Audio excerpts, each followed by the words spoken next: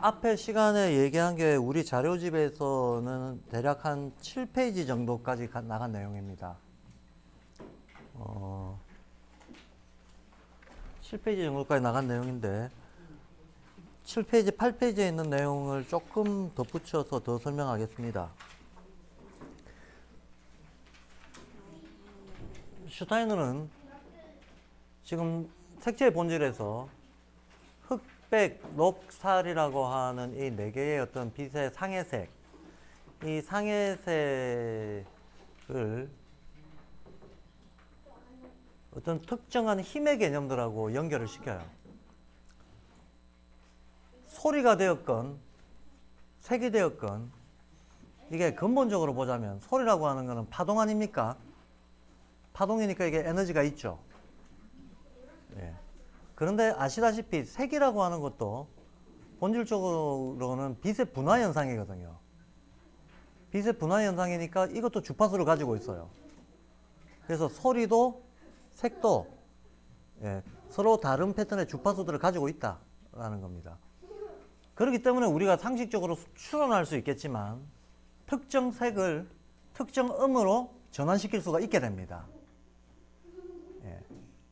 그러니까 특정한 소리는 특정한 색깔로 표현이 된다는 거죠. 그래서 소리와 색의 연관관계, 어떻게 상응하는가 하는 그 패턴 질서를 슈타이너 색채의 본질 뒷부분에서 거론하고 있습니다. 거론하고 있는데 오늘날에는 이게 과학의 발달로, 기술의 발달로 어쨌든 주파수 변화를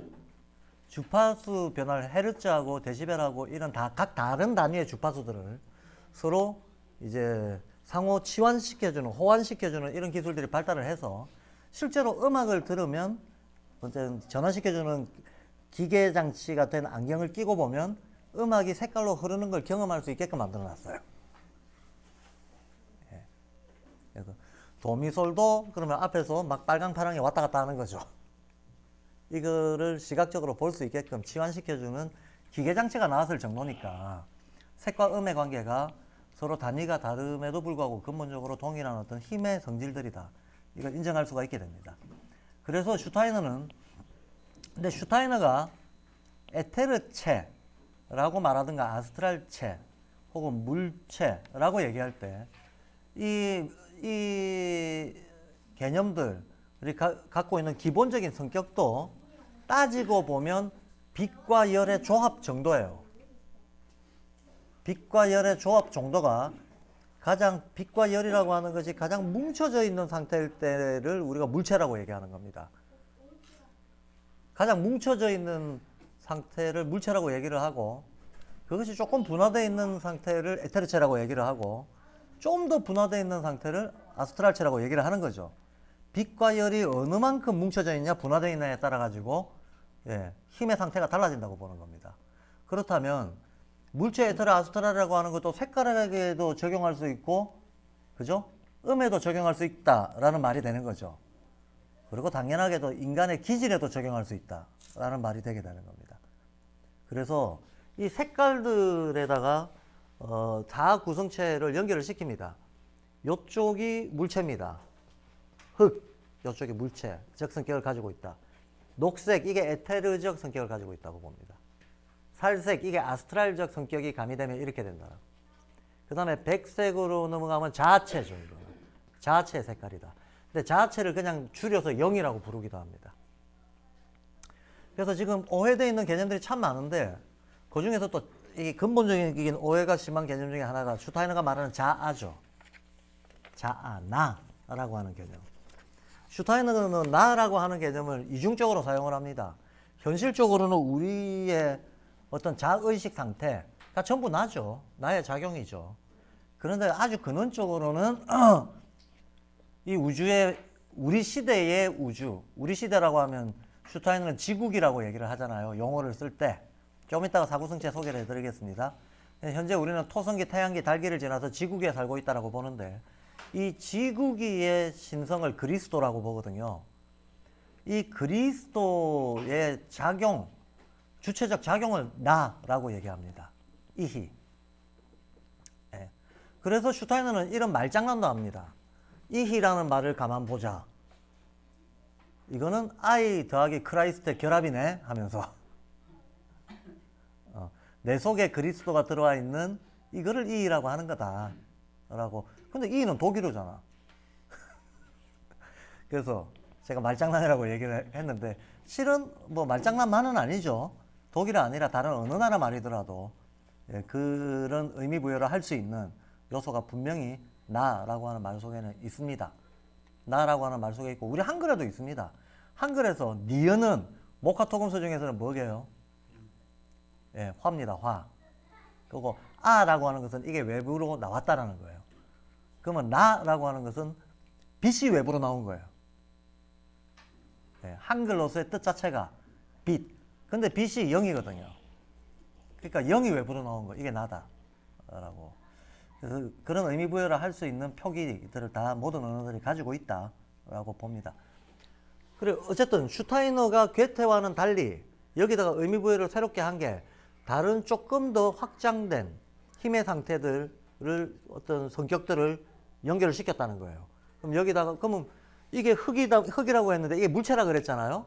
그럼 의미상으로 보자면 이 물체의 세계는 뭐의 세계냐? 죽음의 세계인 거죠. 네. 생명이 없는 상태인 거죠. 에테르체가 가야 실제로 토성기, 태양기, 달기, 지구기 이런 데에서도 태양기에 가야 식물이 나타나잖아요.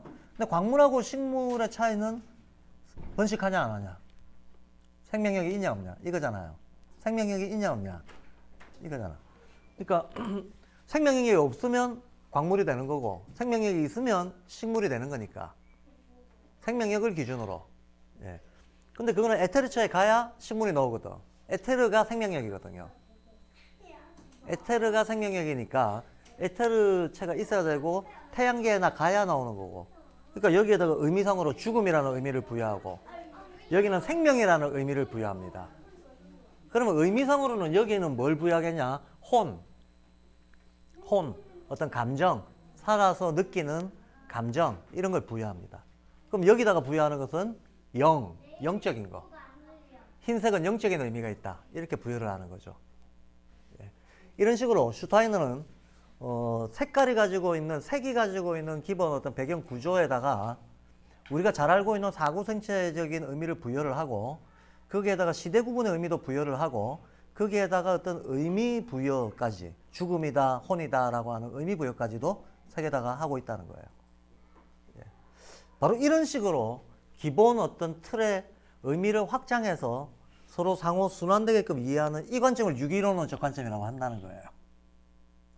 예. 그러면 여기다가 연결시킬 수 있는 거는 논리적으로는 무한대입니다. 무한대를 연결시킬 수가 있습니다. 자, 여기까지 말씀을 드리고 나서 그래서 이제 슈타인은 이런 식으로 얘기를 하죠. 그럼 만약에 우리가 노란색을 봤다. 여기 노란색 아닙니까? 이게 지금 운동의 방향성은 오른쪽으로 이렇게 도는 거거든요. 노란색으로 봤다. 그러면 노란색으로 얘는 나타났는데 얘는 어디서 왔는가 하면 여기서 왔어요. 여기서. 이쪽에서 왔잖아요. 그럼 이쪽의 영역은 이 바깥에 배경에 있는 거를 보면 그 주체가 0이에요. 그래서 슈타이너는 노란색은 0이 빛나는 거다. 이렇게 얘기해요. 이건 0이다. 이건 모몬영 할 때 0이다. 라고 하면 그러면 이건 뭐겠습니까? 몸이죠. 요거는 혼이 되겠죠. 그러면 청색은 혼이 빛나는 거다. 이렇게 되는 거죠. 노란색은 0이 빛나는 거다. 그러면 빨간색은 생명이 빛나는 거다. 몸의 의미가 생명이니까.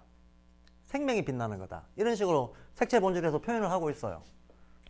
그래서 색채 본질을 보면 사람들이 되게 헷갈리게 되어 있습니다. 뭘 읽었는지 몰라요. 다 읽고 나도. 근데 패턴만 딱 알면 금방 파악이 될 뿐만 아니라 거기서 확장을 시킬 수도 있어요. 딴 것도 다 마찬가지죠. 기본적으로는. 자, 그래서 슈타인은 실제로 이런 식으로 얘기를 합니다. 물리학적으로 빨주노초 반원보 뭐 거기에다가 도트를 몇 개를 찍었는가 가지고 색깔 구분해 가지고 물리학적으로 색을 쓰는 거 그런 거는 색의 본성에 위배되는 거다라고 봐요. 왜냐하면 색의 본성은 딴 게 아니고 색 자체가 객관 독립적인 본성을 갖고 있는 게 아니고 인간한테 주는 느낌이 색의 본성이라는 거예요. 그럼 우리가 노란색을 봤을 때 뭘 느끼냐 하는 거야. 왜 인간은 노란색을 보면 기분이 좋아지냐 하는 거예요. 이거 있잖아요, 노란색. 우리가 계절 탁자 같은 거, 특히 어린애들 그 계절 탁자 꾸며줄 때나 교실 꾸며줄 때 노란색 워낙 많이 쓰잖아요. 노랑 많이 쓰는데 이 노란색은 영이 빛나는 거라 그랬잖아요. 영이 빛나는 거면서 몸의 영역이잖아요. 영이 빛나는 거면서 몸의 영역이단 말이죠. 그러니까 아이들의 어떤 발달 단계 어린애들 같은 경우에 첫 7년 주기에 있는 애들의 딱 그 상태하고 가장 잘 어울리는 색깔이에요. 가장 잘 어울리는 색깔이니까 노란색을 많이 쓰는 겁니다. 그럼 인간이 노란색을 봤을 때 받게 되는 감정은 쾌활해지는 거죠. 막 영이라고 하는 거는 어쨌거나 보이지 않는 영계 이런 거는 현실적인 삶의 세계가 아니잖아요. 그게 삶의 세계, 생명의 세계로 들어와서 활기를 띠고 막 빛나기 시작하는 그런 색깔이라는 거예요. 그래서 우리가 노란색을 보면 기분이 좋아진다는 거야. 기분이 좋아진다. 예, 빨간색을 보면 생각이 많아진다. 청색을 보면 뭔가 마음을 비우고 싶다. 뭐 이런 식의 생각이 들게 된다는 겁니다. 그것이 오히려 세계 본성이라는 거죠. 예. 물리학적인 개념으로 접근할 게 아니라 인간과의 관계 개념으로 접근을 해서 파악한 것이 세계 본성이고 그 본성에 맞게끔 색을 사용해야 된다. 이런 얘기를 하게 됩니다. 따라서 우리는 어떤 색깔이 우리의 생명의 기운을 북돋운다든가 어떤 색깔이 우리의 감정을 어떤 격렬하게 한다든가 어떤 색깔이 우리를 영적으로 만난다든가 이런 얘기를 할 수 있게 되는 거죠. 자, 그렇게 연결을 시켜내는데요. 이제 이렇게 연결을 시켜내는 그 에테르니 아스트랄이니 하는 이 개념들과 이 에테르 아스트랄이라고 하는 힘의 상태들을 만들어내는 시기 구분의 개념을 묶어가지고 하나의 발달사로 다루고 있는 책이 아카샤 연대기라고 하는 책입니다. 그래서 지금 아카샤 연대기가 현재 우리 아카데미의 주 텍스트이기도 하고요. 이번 겨울 아카데미에서도 진도가 어느 정도 나가다가 지금 멈춘 상태입니다. 여름 아카데미에 이어서 할 겁니다. 주 텍스트이기도 하고 제가 해마다 조금 이렇게 강조해서 계속 지속적으로 공부하는 텍스트가 있게 되는데 작년에는 그게 자유의 철학이었어요. 금년에는 그게 아카샤 연대기입니다. 아카샤 연대기인데 9페이지부터는 아카샤 연대기에 대한 설명이 들어갑니다. 이 자료집 9페이지요. 이 자료집에 있는 이 서술되어 있는 그 설명 내용들은 참고로 읽으시라고 드린 거고 강의를 제가 할 때는 저도 자료집을 보고 하지도 않을 거고 여기 계신 분들도 강의 시간 중에는 그냥 강의 내용에만 집중을 해주세요. 괜히 여기 이렇게 눈이 왔다 갔다 하면 신경이 분산됩니다. 그냥 강의 내용으로 다 이해해버리고 나중에 확인용 참고용 자료로만 보시기 바랍니다.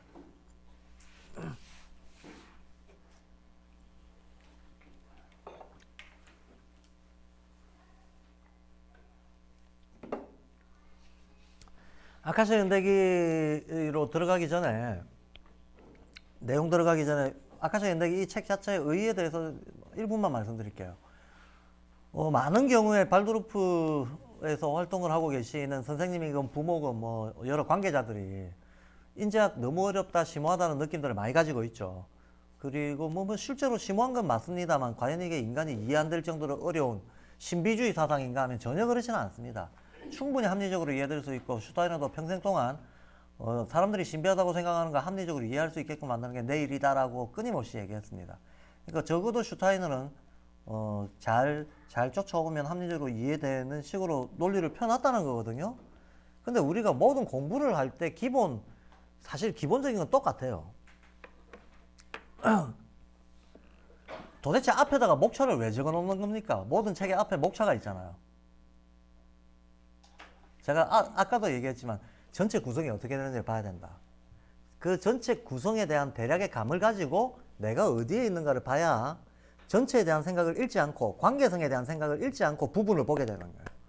이걸 잃어버리면 부분에 매몰돼 버리는 거죠.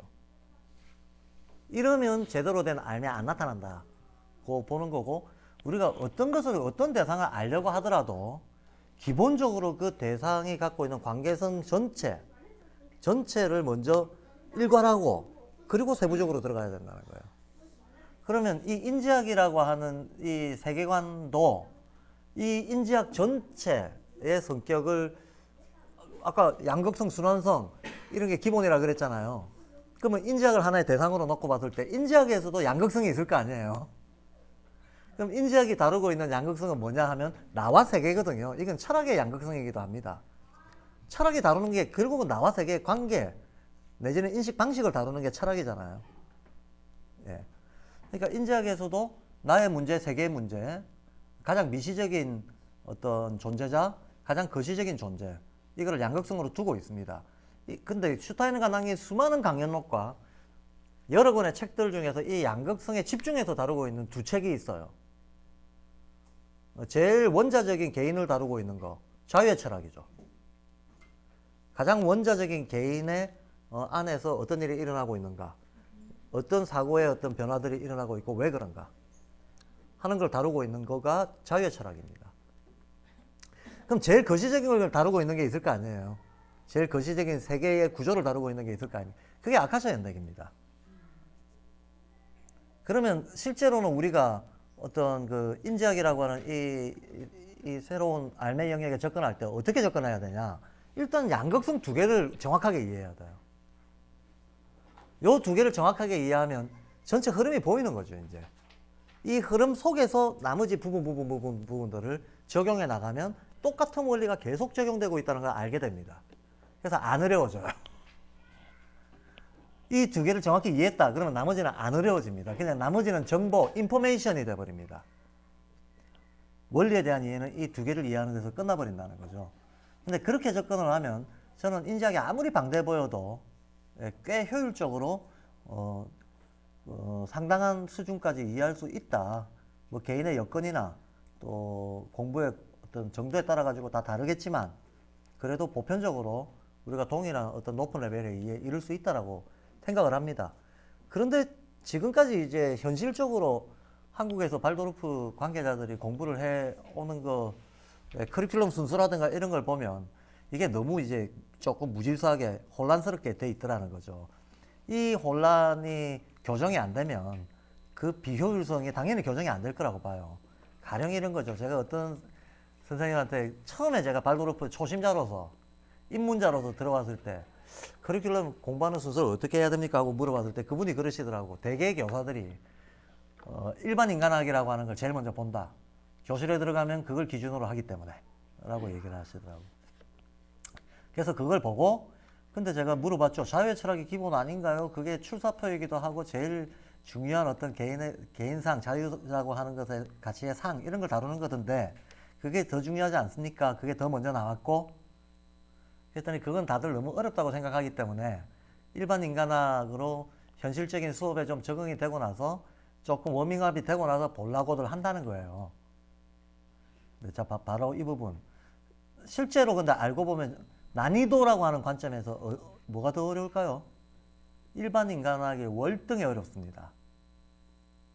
월등히 어렵습니다. 일반 인간학은 자유의 철학에서 말하고 있는 인간을 전제로 해서 그걸 전제로 해가지고 발달 과정을 집어넣고 감각론을 집어넣어가지고 아이들이 어떤 영역별, 어떤 나이별 상태 변화를 다루고 있는 게 일반 인간학이거든.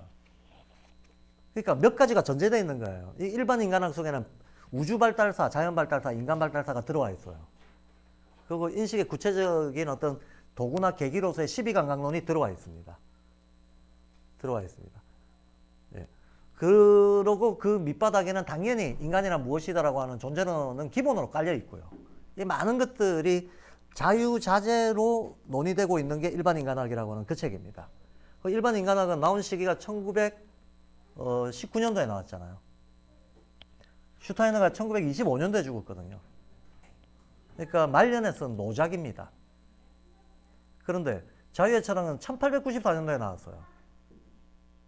무려 25년이나 차이가 있습니다. 그러면 그 어떤 사상가더라도 자기가 청년 시기에 주요한 아이디어를 던져놓고 나서 사상이 성숙해 갈 거 아닙니까? 사상이 성숙해 가고 점점 더 심오해질 텐데 노년의 성가고 초년의 성가고 당연히 노년의 성이 훨씬 더 수준이 높죠. 그만큼 복잡도도 높고 난이도도 높고 다 높죠. 근데 우리는 난이도 어려운 것부터 먼저 보고 쉬운 거는 어렵다고, 요거 이해하면 요거 이해하겠지 하는데, 요거 자체가, 그래서 그 선생님이 그러시는 거예요. 대부분 그렇게 접근을 하는데 일반 인간학 자체가 거의 이해가 안 된다. 해도 이해가 안 된다. 그래서 자유의 철학은 대부분의 교사들이 10년, 20년을 해도 늘 밀어놓게 된다라는 거예요. 뭐 다 그렇지는 않겠죠. 달리 접근하는 분들도 많이 계시겠지만 대체로들 그렇다라고 말씀을 하시던데 제 생각에는 그렇게 해가지고는 평생에도 못한다. 어차피 우리가 예를 들면 수학을 배우려고 합니다. 수학을 배우려고 합니다. 그러면 더하기 빼기 수학이라고 하는 게 논리에 절차가 있어가지고 가감성제를 할 줄 알아야 방정식을 할 수가 있어요. 가감성제를 못하고 방정식을 할 수가 아예 없는 거예요. 방정식을 할 줄 알아야 집합함수를 다룰 수가 있습니다. 집합함수를 다룰 줄 알아야 미분적분을 할 수가 있어요. 거꾸로는 절대 안 돼요. 논리적 절차가 있다는 거죠. 거꾸로는 절대로 안 된다. 이거 뒤집을 수가 없다. 마치 인간의 발달 과정을 뒤집을 수 없듯이 논리에서도 필연적인 절차 과정이 있어가지고 이 논리적 절차 과정을 뒤집을 수 없다라는 거예요. 그럼 그런 의미로 책에다가 적용을 하자면 무조건 자유의 철학부터 먼저 이해가 돼야 일반 인간학에 접근이 되는 거지. 한마디로 일반 인간학을 미분적분에다 비유를 하자면 자유의 철학은 방정식이라고. 방정식 때 안 돼 있는 사람이 미분적분부터 보니 이게 이해가 될 수가 없는 거죠. 도저히 이해가 안 되는 거예요. 그러면 가감성제 혹은 방정식에 해당하는 자유의 철학을 보고 그 다음에 어떤 집합함수 정도에 해당하는 아카시 현대기를 보고 이 두 개를 정확하게 이해한 다음 이걸 가지고 나머지 수학의 영역들을 개척을 해 나가야 되듯이 수학에서 가장 근본적인 부분이 정수론하고 대수론에서는 정수론이고 그 다음에 기하가 물론 따로 있기는 합니다만 대수론에서는 정수론하고 집합론이거든요. 그러니까 아카시 현대기가 일종의 집합론에 해당하는 겁니다. 자유의 철학은 일종의 정수론에 해당하는 겁니다. 이 두 개가 이해가 안 되면 수학의 나머지 영역은 확률, 통계, 미분적분 하나도 안 된다. 정도로 중요한 게 아카시 현대기라는 거예요. 그래서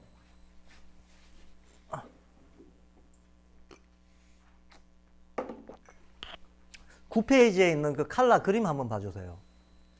아카시 현대기는 이 그림 한 장으로 일단 이해하고 넘어가겠습니다.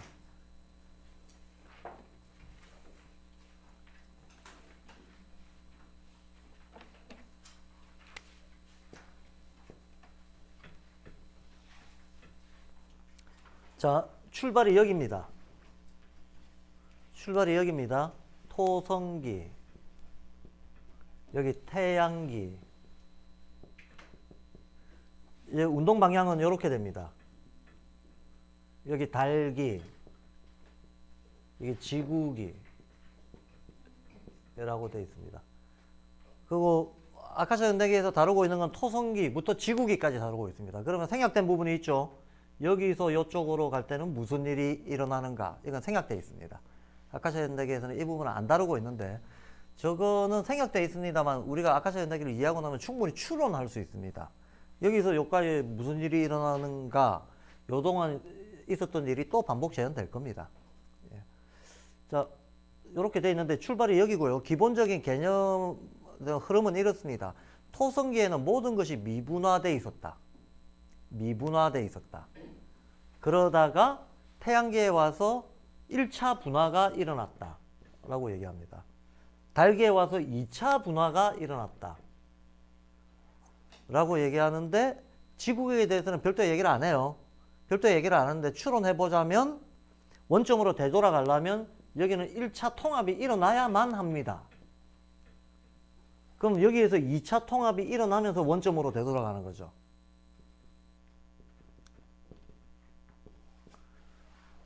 그래서 이 토성기 때 아무것도 분화되어 있지 않고 어떤 힘들이 뭉쳐져 있는 상태, 그거를 물체라고 합니다.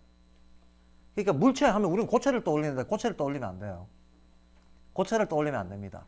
고체액체, 기체라고 말할 수 없는 그 어떤 것이 뭉쳐져 있는 상태입니다. 그걸 다 합해서 물체라고 합니다. 그런데 이 물체가 어떤 운동성을 띠기 시작했을 때 에테르라는 말은 빛의 전달, 에테르라는 말 자체가 빛이에요.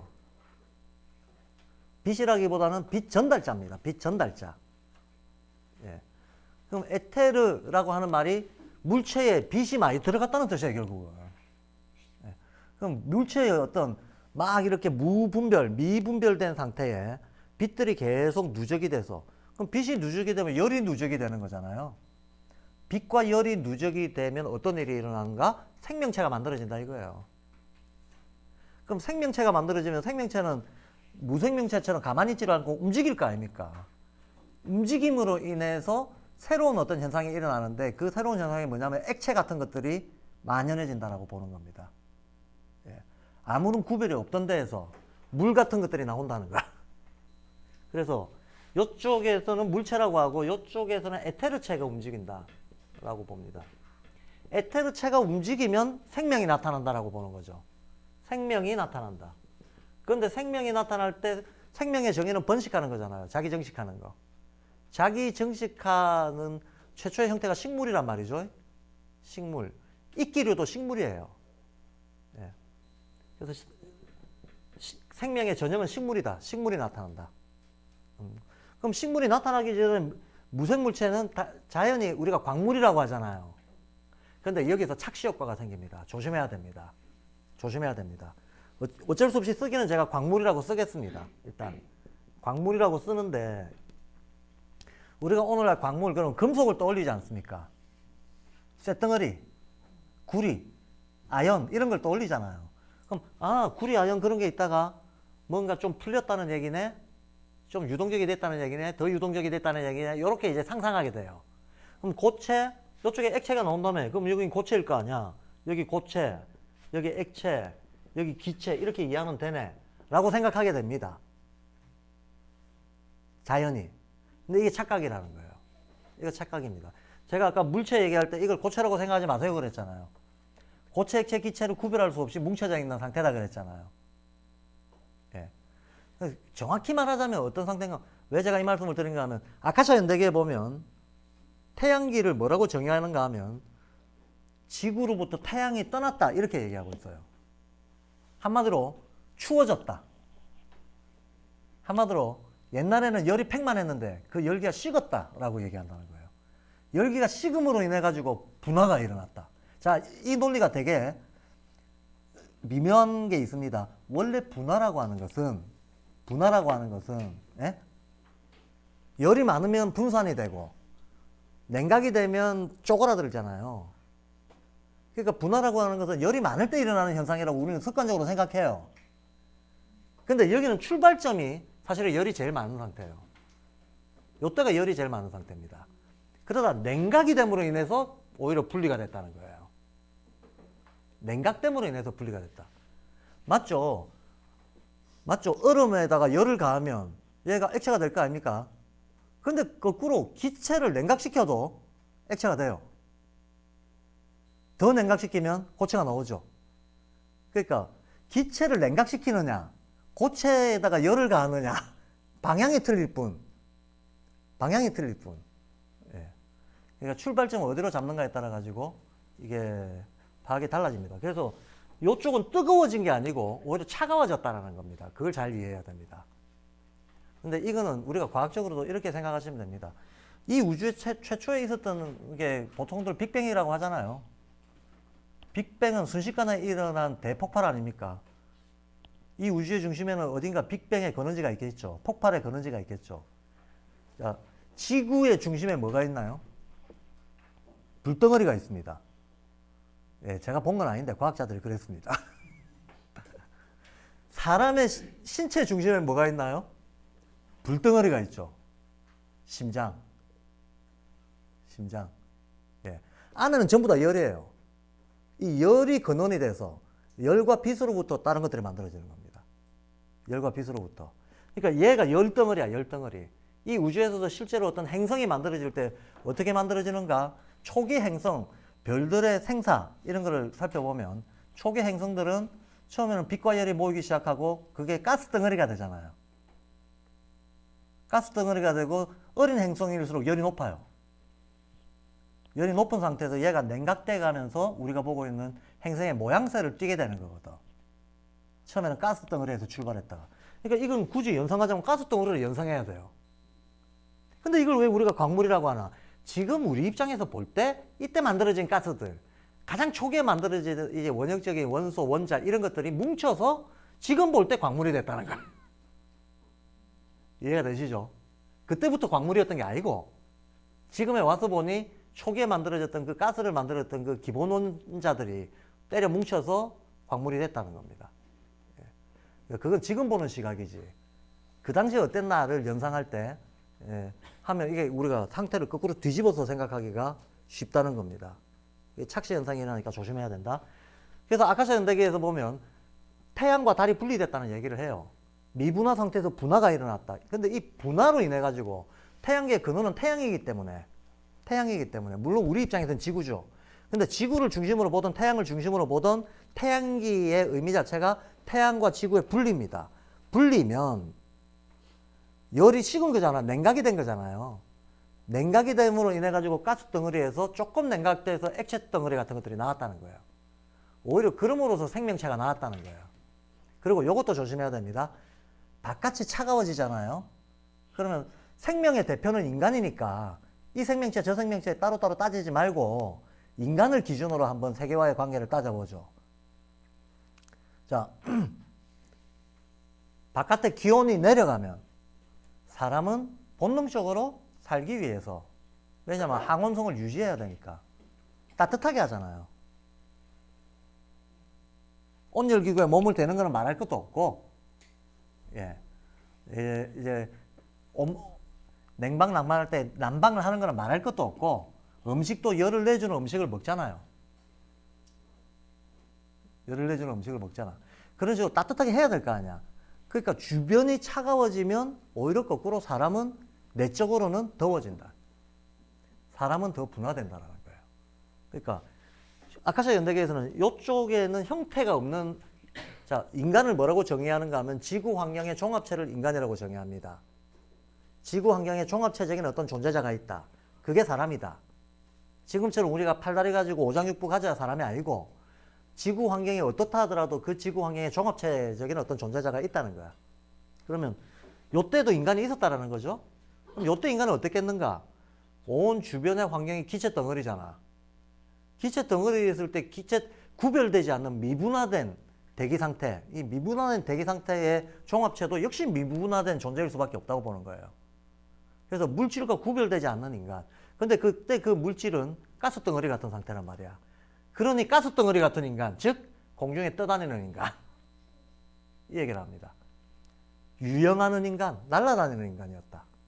실은 모양을 안 가지고 있다는 거예요. 엄밀히 말하면 모습이 없다. 모습이 없고 그냥 의식 덩어리가 날아다니고 있다는 거예요. 이런 인간이 있었다. 그 인간을 폴라리스라고 한다. 물질과 구별되지 않는 인간, 폴라리스. 원형적 인간, 극적인 인간이 있었다. 네. 어째 보면 뭐 하늘의 소리, 태초의 말씀 이런 거하고 일체화되어 있는 인간이었다는 거죠. 네. 그러다가 하이퍼보레아라고 하는 인간이 중간에 나온다라고 합니다. 이게 이제 분화되는 중간 지점에서 나오는 거죠. 하이퍼보레아라고 하는 인간이 있다면, 하이퍼라고 하는 것은 청이 있다는 거잖아요. 한마디로 구별되기 시작했다는 거예요. 이 세상에 기체와 액체가 구별되기 시작하니까 인간도 드디어 몸과 마음이 구별됐다는 거예요. 그래서 요때는 마음밖에 없었는데 요때 몸이 생겼다는 거야. 액체가 막 이렇게 저렇게 나오면서. 그래서 인간을 그리자면 인간이 요때는 한 덩어리였는데 요때는 두 덩어리 인간이 됐다는 거예요. 그럼 요때는 세 덩어리 인간이 되겠지.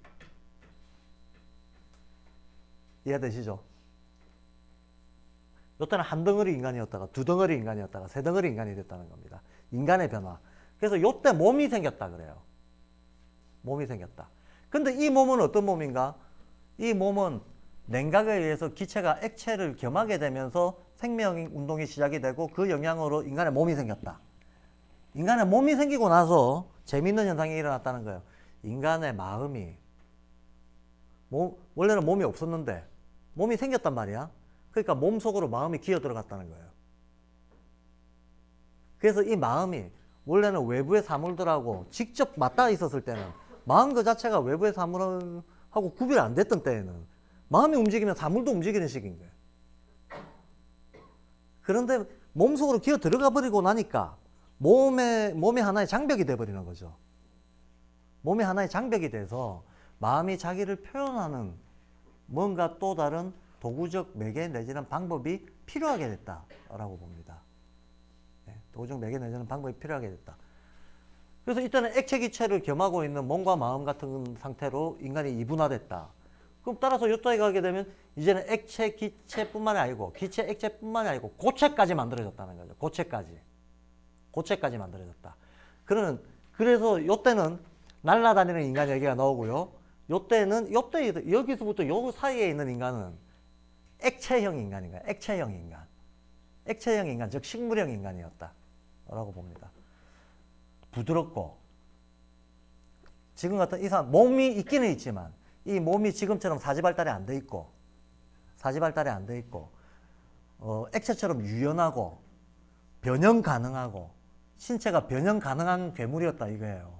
우리 신화 동화에 보면 변형 동물들 많이 나오잖아요. 동물이 사람으로 변하기도 하고 사람이 동물로 변하기도 하고 그러잖아요.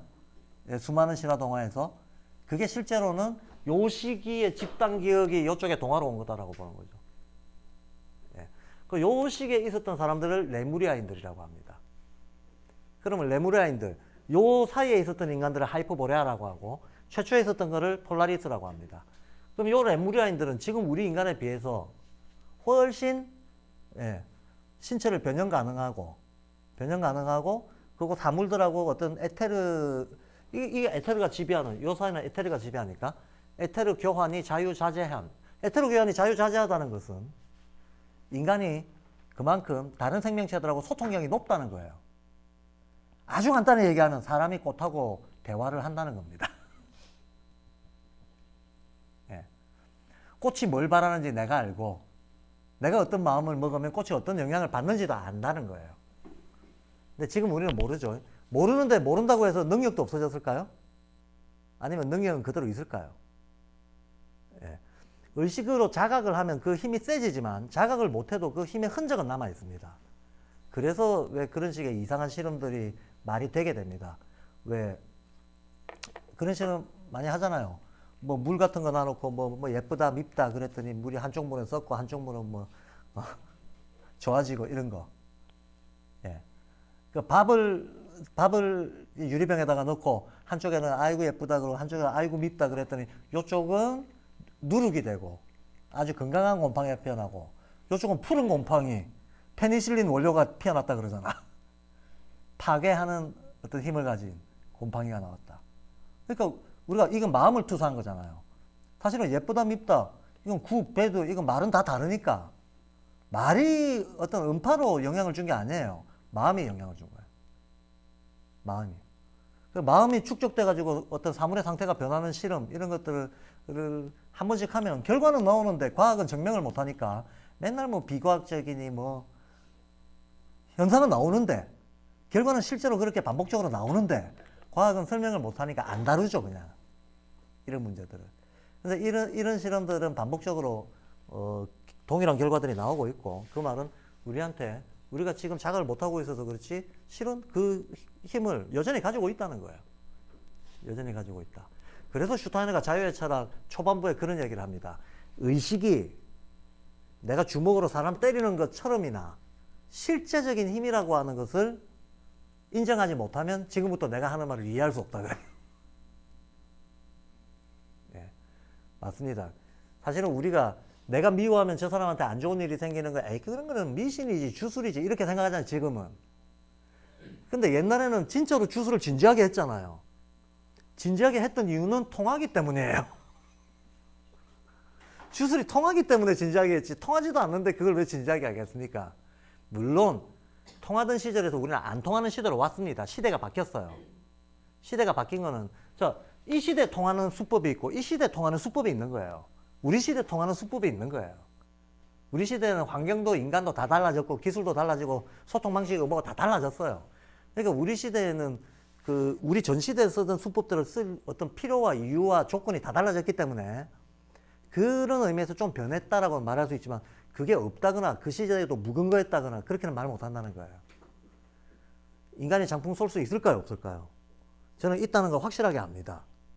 인간 장풍 쏠 수 있습니다. 근데 장풍을 쏘려면 아주 지금 인간들이 장풍을 쏘려면 그 10년, 20년 수련을 하면 장풍 쏠 수 있어요. 아주 미약한 장풍 쏠 수 있습니다. 근데 그 인디아나 존스 영화에 나오잖아요.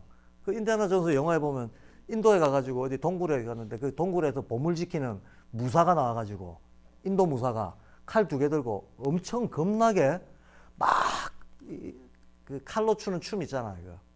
이거 막 무술 초식을 보여줍니다. 자기가 엄청난 고수라는 걸 과시하는 거죠. 막 한참 추고 있는데 인디아나 존스가 이렇게 보고 있더니 총을 땅 쏩니다. 그러니까 칼춤 추다가 맞아 죽어요. 총 한 방에. 이런 거죠. 이런 거죠. 우리가 장풍을 쏜들 뭐 하겠습니까? 장풍 쏘는 게 쓸데없는 시절이 돼버린 거죠. 야, 인간은 텔레파시가 있어. 지금부터 내가 텔레파시를 연마해가지고 이웃집에 있는 누구한테 내 마음을 전달할 거야. 평생 수련하면 할 수 있습니다. 근데 전화하면 간단합니다. 이렇게 됐기 때문에 우리는 그걸 잊고 살게 되는 거예요. 그런데 실제로 인간의 마음이 멀리서 연결되는 거 여기 계신 분들 살면서 안 느껴보셨나요? 저는 확실하게 느껴봤습니다. 확실하게.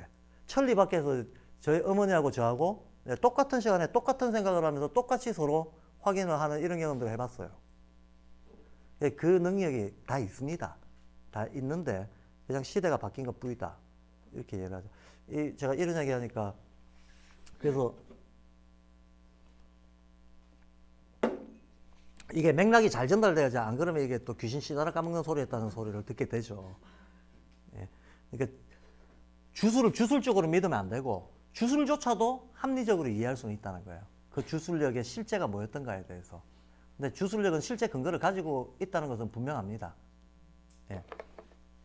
근데 지금은 여건이 많이 달라진 것도 분명하고. 자, 어쨌든 요때 인간을 레무리아라고 합니다. 요 사이의 인간을. 요때 갔어야 비로소 인간은 몸, 혼, 영 3단계가 되는 거죠, 이제. 요때는 고체, 액체, 기체가 자리를 잡게 된 거죠. 그러니까 우리 인간도 고체, 액체, 기체가 자리를 잡는 거예요. 그래서 고체에 해당하는 거는 뼈다귀가 되는 거고, 뼈다귀와 뼈다귀에서 뻗어나간 신경, 이런 게 되는 거고, 예. 그 다음에 액체는 우리 몸을 흐르는 온갖 종류의 피, 액들, 이런 게 되는 거고, 예. 순환계를 이루게 되는 거죠. 순환계를, 뼈대와 순환계가 만들어지고 나면 이것들의 상호작용으로 감각이 발달을 하는 거고,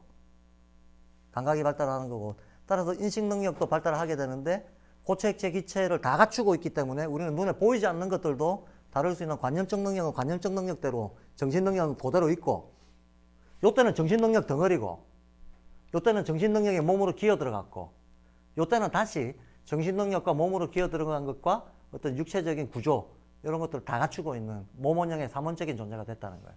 그러니까 우리가 몸원형 삼원적 존재, 인간은 삼원적이다라고 얘기하는데, 태양기 때는 삼원적이 아니었다니까. 이원적이었다니까. 태양기 때는. 토성기 때는 삼원을 따질 필요도 없었다니까. 이렇게 되는 거예요. 그래서 뭐든지 지금 기준으로 역투소하면 안 된다. 그냥 지금 기준은 지금 기준이라고 하는 거를 알아야 된다. 라는 거를 아카샤 연대기 보면 그렇게 나와 있습니다. 그래서 9페이지 요거를 이제부터 보면서 말씀을 드릴게요. 그래서 지금 우리처럼 팔다리 사지 멀쩡하고 머리 가슴 사지로 움직이고 의지 감성 사고로 움직이는 이 존재는 지구기 인간이라는 거예요. 특히나 지금 현재 딱 우리 같은 형태를 띠고 있는 존재는 여기서부터 나왔다고 봐요. 여기서부터. 운동을 요 방향으로 가고 있는데, 그래서 이쪽에 있었던 인간들을 레무리아인이라고 하고, 이쪽을 하이퍼보레아라고 하는데, 그럼 이쪽에 있는 인간을 아틀란티스라고 하는데, 아틀란티스 인간을 두 개로 나누어 가지고 전, 후 이렇게 나눕니다. 그래서 요 시기를 전 아틀란티스라고 하고 요 시기를 후 아틀란티스라고 합니다. 그러면 우리는 지금 후 아틀란티스 인종인 거죠.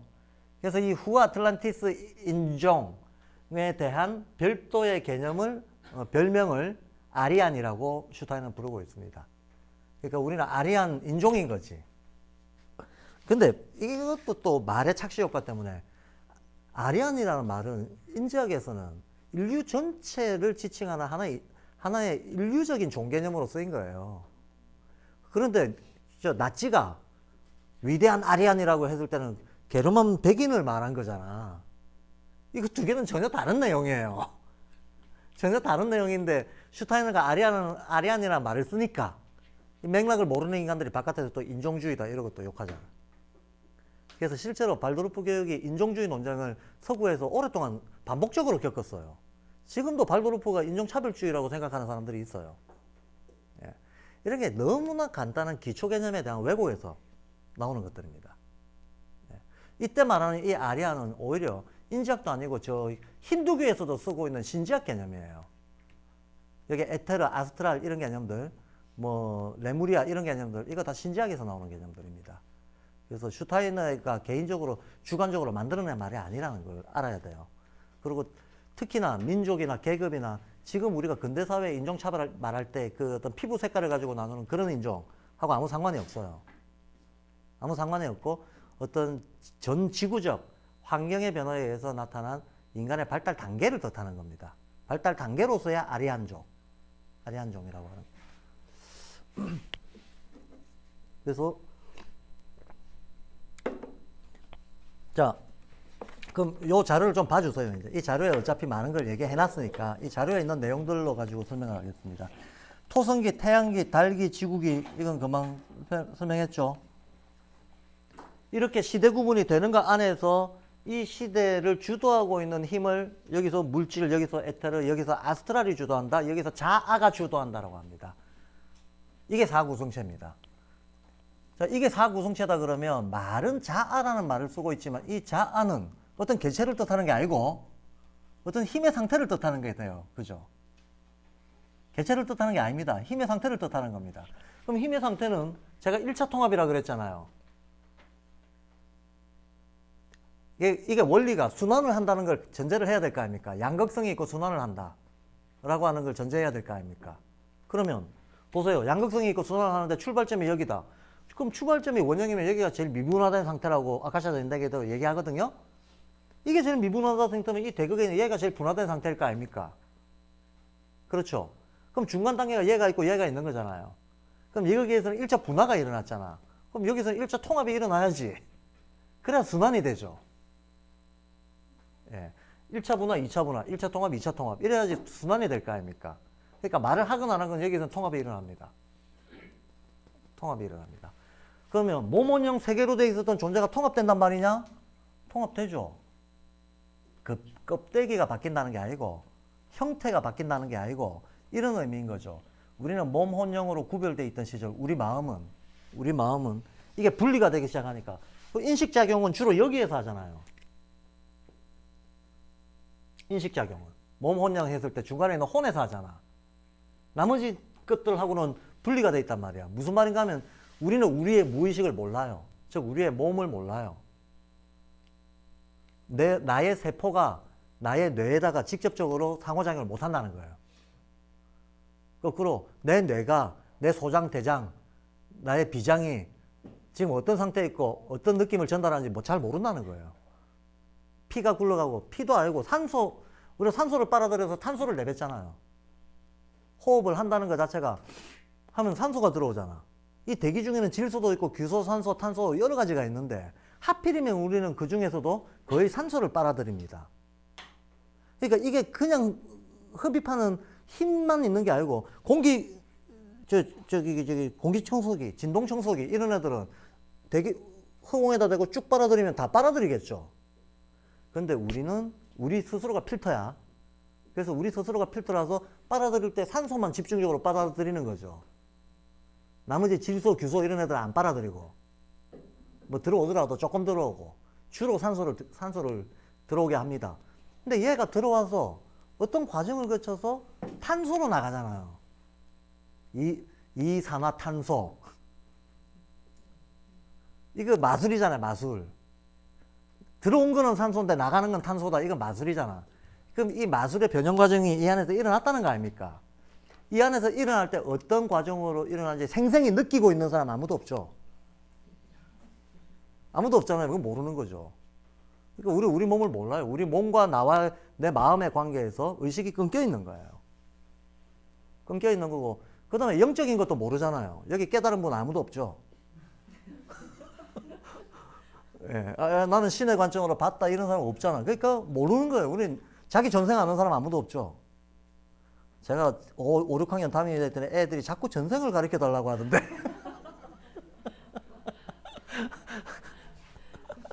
큰일 났다, 이게. 1년 동안 시달리게 생겼다. 그래서 이와 같이 우리의 몸이 마음속으로 들어와서 그럼 경직이 될 거 아닙니까? 마음이 경직된 정도가 이때보다 이때가 더 심할 거 아닙니까? 예, 이때가 더 냉각이 됐으니까 1차 냉각, 2차 냉각, 1차 분화, 2차 분화거든요. 예, 그러면서 우리 마음은 몸에 대해서도 무지하고 영에 대해서도 무지한 식으로 돼버렸다는 거예요. 무지하니까 칸트가 우리 인간은 물질적인 거에 대해서는 불가지다. 도저히 알 수 없다. 영적에 대해서는 아이고 숭고하다. 이건 초월적인 거라서 또 모른다. 이렇게 얘기해버립니다. 사실은 칸트는 가장 인간적으로 표현한 거예요. 가장 인간적으로. 맞아요. 우리 지구계의 인간은 이 상태가 가장 자연스럽고 가장 인간적입니다. 그럼 오히려 영과 혼이 통합되는 거. 이게 설명으로 얘기하자면 나의 혼이, 즉 나의 의식이, 나의 두뇌가 두뇌를 벗어난 인식 능력 내지는 작용 힘인 영을, 그 영이 내 안에도 있는데 평소에 모르고 있었는데 그 영을 자각하는 거, 이걸 깨달았다고 하잖아. 그 말은 무슨 말입니까? 혼과 영이 통일되는 거잖아요. 혼이 영을 알아보는 거잖아요. 내 혼이 내 영을 느끼고 이해하고 받아들이고 점점 영화돼 나가는 거죠. 영화. 혼 자체가 영의 힘에 의해 가지고 하나의 통일체를 이루어가는 과정. 이걸 우리는 깨달았다고 하잖아. 그렇죠? 그러니까 몸과 지금 이 시대는 혼과 영이 통합될 수 있는 시대고 통합을 지향해야 되는 시대다라고 예수 그리스도께서 말씀하셨다라고 슈타이너가 말했죠. 예. 그러니까 우리는 지구기에 예수 그리스도는 지구기의 신성이다 그랬거든요. 근데 그 그리스도의 힘의 성격은 기본적으로 통합력이다 그랬어요. 통합력이다. 모든 것을 통합하는 힘이다. 그래서 예수 그리스도의 능력이 바로 사고인데 뇌를 벗어난 어떤 세계에 대한 이해 능력. 뇌는 감각은 여기서 발달하거든요. 이 그림에 보시면 있지만 이 그림에 보시면 분노, 열정, 정서, 언어 발생 이런 게 전부 다 달기와 지구기 사이에 생긴다 그랬잖아요. 아틀란티스 시계 들어오면 언어 감각 생긴다 그랬잖아요. 그러니까 그럼 아니비슬신이 같은 아니비슬신 이런 오감각과 관련된 거는 요 초기 부분에 다 생긴 거거든. 요 초기 부분에 다 생긴 겁니다. 근데 요것들이 막 분화돼서 나오는데 얘들을 다시 통합할 수 있는 능력은 여기서부터 생겼다라고 얘기를 해요. 요 후기 아틀란티스부터 생겼다고 얘기를 해요. 그리고 바로 이렇게 통합할 수 있는 능력이 있을 때 드디어 여기에 인간은 신을 잃어버린 거야. 신을 잃어버렸기 때문에 신을 외부에다가 놓고 숭배하는 종교가 발생하게 된다는 거예요. 신은 나에게 명령하는 자, 영계하고 현실계하고는 영원히 분리된 곳, 이렇게 생각한다는 거지. 근데 그게 아니라 자기 안에 있는 신성을, 여기로 와서는 통합 능력이 발달하게 되면 자기 안에 있는 신성을 발견할 수 있게 되잖아요. 다시 연결이 되는 거죠, 신성하고. 여기서는 몸원영이 구별이 돼 버렸는데 여기서는 말하자면 요 존재는 영에 의해서 혼까지 통합이 된다는 거야. 예. 자, 여기가 춘분, 여기가 추분 아닙니까? 날씨로 보면. 춘분과 추분은 밤낮의 길이가 똑같다는 점은 현상적으로 똑같지만 기본적으로 똑같지 않죠. 춘분은 열이 올라갈 때고 추분은 열이 내려올 때잖아요. 힘의 방향이 반대잖아요. 힘의 방향이 반대잖아. 그러니까 여기도 몸, 마음, 이분법이고 여기도 사실은 통합이 돼버리면 두 개로 다시 나뉘는 거잖아. 근데 형태가 두 개로 바뀐다는 건 아닙니다. 형태는 어차피 한번 만들어지면 계속 있죠. 아주 더 지나면 형태 바뀔 수 있겠지만 지구와 물리적 환경이 바뀌면 바뀔 수 있겠지만 근데 형태가 그대로 있는 상태에서 혼과 영의 관계가 이때는 분리됐다, 이때는 결합된다는 거야. 이때는 결합된다는 것은 쉽게 말해 사람들이 깨닫는다는 겁니다. 영적인 각성을 일으키는 사람들이 많이 일어난다는 겁니다. 그리고 이런 영적 각성을 일으켜야만 한다. 이 시기의 시대적 사명이 바로 그 영적 각성을 하는 것이 시대적 소명이다 라고 얘기한 것이 그리스도의 가르침이었다라고 슈타는 얘기하는 거죠. 그래서 그리스도의 가르침의 핵심은 내 안에 신이 살아있다라는 거예요. 그래서 신과 하나가 된 존재로서의 나, 신과 하나가 된 존재로서의 나 라고 하는 상을 보여주고 간 게 예수 그리스도라는 거예요. 예수 그리스도 이전의 사람들은 신하고 인간은 별개다라고 생각했다는 거야. 근데 그리스도는 그 통합적인 능력에 의해서 신과 인간이 하나가 된다라고 하는 걸 보여줬다는 거예요. 그것이 지구기의 나라고 하는 게 굉장히 중요한 의미고. 근데 예수 이전에도, 그러니까 어떤 사람들이 그런 얘기 하잖아요. 뭐 부처 같은 거는 인간이 수련해서 신이 된다고 하는 거니까 그건 신을 부정하는 거니까 기독교가 다르다 이렇게 얘기하는 사람도 있어요. 그 측면에서 전혀 다르지는 않다라는 겁니다. 그래서 슈타이너도 어떤 예수님의 가르침의 하나의 전조로서, 전 단계 징조로서 부처님의 가르침을 얘기하고 있어요. 부처님이 인간의 내면 속에서 어떤 깨달음을 일으킬 수 있다라고 하는 것을 이미 보여줬다. 근데 그 깨달음이 그야말로 그동안의 오랜 어떤 고등 종교들에서 얘기하고 왔던 신 그 자체다라고 하는 걸 결정적으로 증명한 사람이 예수님이라고 보는 거예요. 한마디로 예수님의 어떤 성과는 부처의 발견을 더 진화 발전시킨 거라고 보는 거죠. 더 진화 발전시키고 직접 자기 몸으로 보여준 거라고 보는 거예요. 부처님은 이러저러 하느니라 하고 말씀으로 얘기한 것 뿐인데 예수님은 직접 피를 흘려서 피를 땅에 적셔서 인간들의 의식의 어떤 의식적 각성에 물리적 조건 변화를 이끌어낸 실천을 한 존재자로 예수님을 해석하는 거죠. 그래서 부처와 예수의 관계가 전혀 어떤 대립적인 관계가 아니고 지국의 신성이 자기를 드러내는 모습이 진화하는 과정이었다라고 해석을 해버립니다.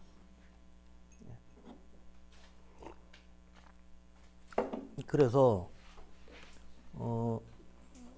자 그러면 거의 다 얘기한 것 같은데요. 요 9페이지에 있는 거 하나하나 보겠습니다. 동그라미에 있는 거 토성기, 태양기, 달기, 지구기의 의미는 이해하시겠죠? 예, 됐고. 그 다음에 뭐 제가 하이퍼보레아, 폴라리스, 레무리아, 아틀란티스 이거 설명했고요. 그 안에 있는 물질 에테르 빨간 글씨로 되어 있는 거 아스트랄 자아 설명했죠? 설명했고 여기서 안에 있는 파란 글씨 이거 잘 이해 못 하시겠죠? 안에 조그만 파란 글씨 있잖아요. 이거 운동 방향이 거꾸로 돼 있죠? 요거 좀 설명을 드릴게요.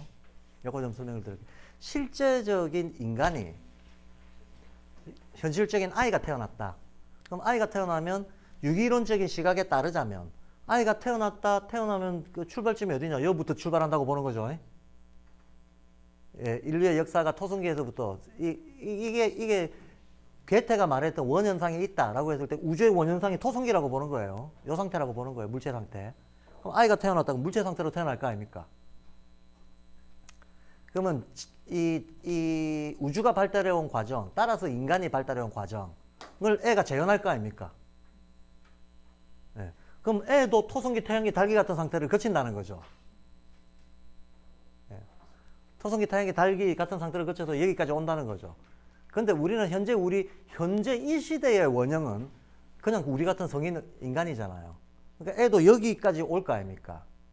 이 이상은 못 가죠. 이 시대에는 이걸 넘어서는 상은 없으니까. 그러니까 요게 끝이죠. 팔다리 갖추고 머리 같은 사지 갖추고 몸 원형을 갖추고 있는 이 인간. 이 인간이 될 때까지 애는 성장하겠죠. 그래서 여기에서는 주로 몸이 성장하고 첫 7년. 예. 여기에서는 주로 마음이 성장하고 여기에서는 주로 사고와 관련된 영적인 것과 관련된 이런 것들이 성장하고 해서 21살이 되면 드디어 인간의 기본적인 것들을 갖춘 존재가 된다. 근데 여기가 자아체잖아요. 자아체. 여기 물체, 에테르체, 아스트랄체, 자아체잖아요. 여기. 근데 이 자아체도 무르익으려면 한 번 더 가야지. 그럼 네 번째 7년, 28살이잖아요. 그래서 슈타이너가 28살은 돼야 소위 말해서 평생을 가져갈 자의식이라고 하는 것들이 비로소 자각이 된다는 거예요. 자각이 된다라고 얘기를 하면서 인간이 소위 말해서 본격적인 영적 깨달음, 운운을 하는 것도 영적 깨달음을 정상적인 이 지구계의 인간이 논할 수 있는 어떤 최소한 나이가 28은 넘어야 된다. 그래서 경험적으로 보면 실제로 그래요. 그러면서 예를 들고 있는 사람이 예수님, 부처님이에요. 예수님이 30살 때잖아요. 그러니까 인간이 깨달을 수 있는 제일 빠른 시기라고 봐요. 부처님은 35살 때잖아요. 그렇죠? 제일 인간적인 공자님은 70 노구에 깨달으셨죠. 공자가 73세 죽습니다. 근데 70에 이런 말을 합니다. 종심소욕 불유구. 내 마음 가는 대로 따라해도 도에 어긋나지 않는다. 나의 내적인 욕망과 이 우주자연의 흐름과 이게 일체가 됐다라고 선언을 하거든요. 네, 종심소욕 불유구라고 하는 선언을 합니다. 그때는 공자 70, 우리는 언제 하냐? 우리는 그 느낌을 언제 갖느냐? 이건 뭐 다 사람마다 다르겠죠.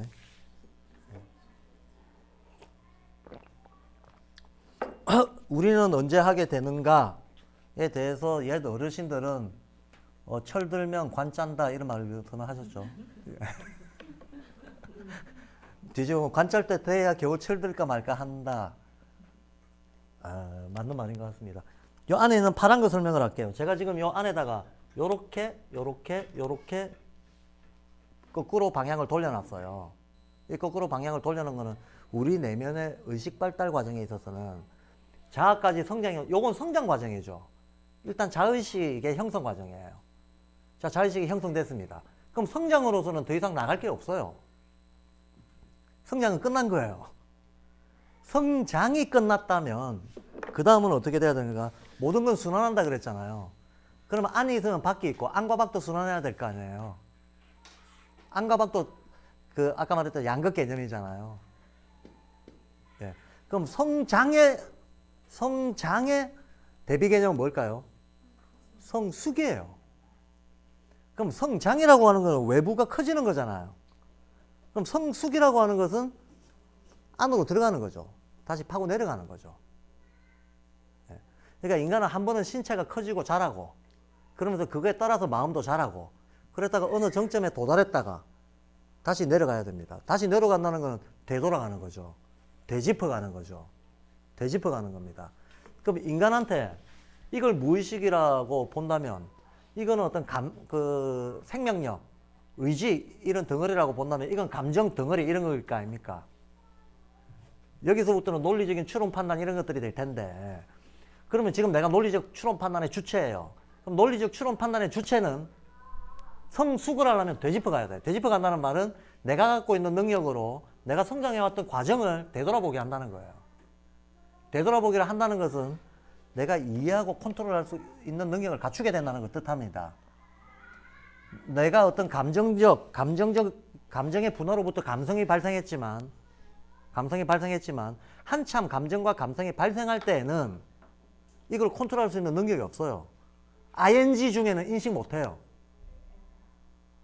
우리 인간이 왜 이 사고하는 능력을 인식 못하는가? 이 사고하는 능력은 실제로 영적인 능력인데 이것이 영과의 관련성이 있다는 것을 사람들은 잘 모른다는 거야.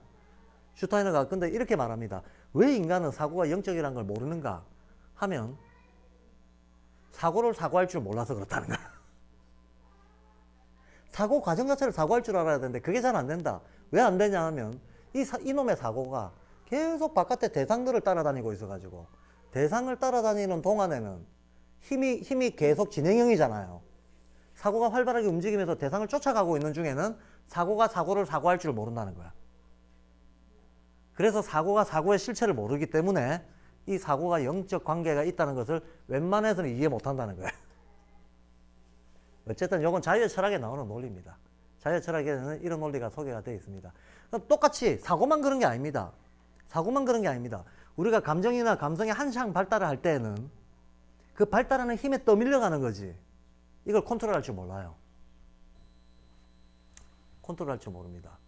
어린애들이 가부좌 틀고 명상하는 거 어울리나요? 전혀 안 어울리죠. 왜? 얘네들은 그런 식의 숙고를 통한 되돌아보기를 할 거리가 없어요. 감각이 한참 발달하고 몸이 한참 발달할 때는 건강관리법 이런 거 소용없어요. 크게 말하자면. 계속 변하면서 성장하고 있기 때문이에요. 근데 어느 정도 몸만 보더라도 몸이 완성체에 이른 단계에서 몸도 3단계 걸려서 완성체에 이른다 그러잖아요.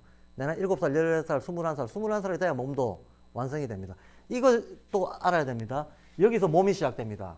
1, 2, 3 가서 몸이 완성이 됩니다. 그럼 여기에서 마음이 시작됩니다. 마음도 1, 2, 3가 완성이 돼요. 예. 그럼 여기에서부터 우리가 사고할 수 있는 뭐가 있는데 그것도 역시 1, 2, 3인데 이쪽으로 갈 데가 없잖아. 그럼 이쪽으로 갑니다. 1, 2, 3.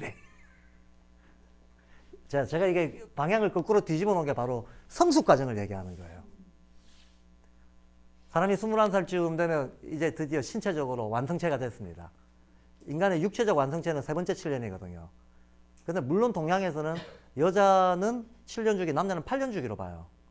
그래서 남자는 24살, 여자는 21살쯤에 완성된다. 근데 지금 서구 인지학 쪽에서는 이 7, 8년 구별이 없기 때문에 동양에서는 인간 발달이든 뭐든 주기술도 소양, 소음을 나눠가지고 보거든요. 예. 근데 이게 서양에서는 때려 뭉쳐서 보니까 동양보다는 조금 이게 좀 세분화가 덜 돼 있어요. 세분화가 덜 돼 있는데 어쨌든 대략 20대 초반이 되면 일단 신체 완성돼요. 신체 완성되고 난 다음에 관념작용들, 의식작용들은 어떻게 되겠느냐. 더 이상 바깥으로 치달리지 않는다는 거야. 안으로 들어간다는 거야. 성장이 끝났으니까. 성장이 끝났으니까. 성장하는 과정에는 감각이 변하고 조건이 변하잖아요. 그러면 의식도 그거에 따라서 연동돼 가지고 자꾸 변해가거든. 자꾸 변하고 있는 중에는 컨트롤이 안 돼요. 어느 정도 변화가 멈추고 드디어 멈춘 상태에서 안정적인 자기 패턴을 가진 운동을 시작할 때 비로소 이게 되짚어지는 거야. 그 말은 무슨 말인가 하면 그러면 일단 요 정도 돼가지고 여기까지 와가지고 자기를 되돌아볼 수 있는 힘이 생겼다는 거잖아요. 그럼 우리는 맨 처음 또 되돌아보는 게 뭐냐는 거예요. 맨 처음 되돌아보는 거는 내가 왜 그랬을까? 내가 왜 그런 감정을 일으켰을까? 우리가 마음 돌아보기 이런 거 하잖아요. 사람들이 수행이니 수련이니 하는 게 전부 다 보면 자기 감정 컨트롤 문제 아닙니까? 분노와 화를 어떻게 조절하나? 내 우울이 어디서 왔나? 이 감정 컨트롤하고 감정 위로받고 위로하고 하는 거 하려고 뭐 산업화돼 있잖아요. 이게 지금. 의료 부분에서는 정신과고 뭐 상담, 뭐 마음 챙김, 뭐 수행, 뭐 이런 것들이 전부 다 감정 돌아보기 아닙니까? 윗바사나 이런 것도 방법상으로는 호흡에 집중하고 이러지만 결과적으로는 자기 마음 움직임, 그 마음 움직임 중에서 특히 감정 돌아보기라는 거예요. 감정 돌아보기라는 거예요. 첫 단계에는 감정 돌아보기를 하게 됩니다. 근데 이 감정은 어떤 우주적인 힘의 상태로 말하자면 뭐가 됩니까? 아스트랄이 되거든요. 감정은 아스트랄에서 온 거거든. 그러니까 아스트랄체 돌아보기를 하게 됩니다. 그러면 사고의 힘으로 아스트랄체 돌아보기가 제대로 된 사람, 이 사람을 뭐라고 하는가? 마나스라고 해요. 이 사람을 마나스라고 합니다. 자기 아스트랄체를 완벽하게 이해하고 컨트롤할 수 있는 사람, 즉 감정의 구속으로부터 완전히 벗어났다. 이게 무감정한 인간이 된다는 게 아니에요. 그 어떤 감정이 오더라도 감당할 수 있다는 겁니다. 감당할 수 있고 내가 감정을 마음대로 조절할 수 있다는 거예요. 쉽게 말하면 어떤 영적 필요 때문에 필요하면 화가 안 나는데 화를 낼 수도 있고 필요하면 화가 나는데 화를 표현 안 할 수도 있고 있다는 거예요. 이게 자유자재로 되는 사람, 이 사람 마나스라고 합니다. 이렇게 그러면 이제 감정의 구속으로부터 벗어났잖아요. 그럼 구속되는 어떤 힘에서 벗어난 이 효과에 의해서 새로운 것들이 보이기 시작한다는 거예요.